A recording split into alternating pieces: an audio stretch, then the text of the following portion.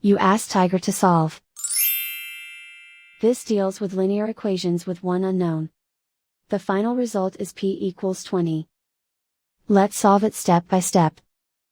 Group all constants on the right side of the equation. Subtract 12 from both sides. Simplify the arithmetic.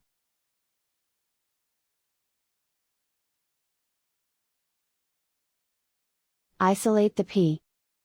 Multiply both sides by 20.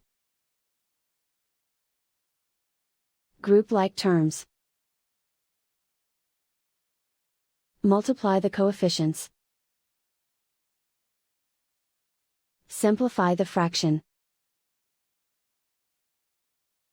Remove the ones. And so the final result is p equals 20.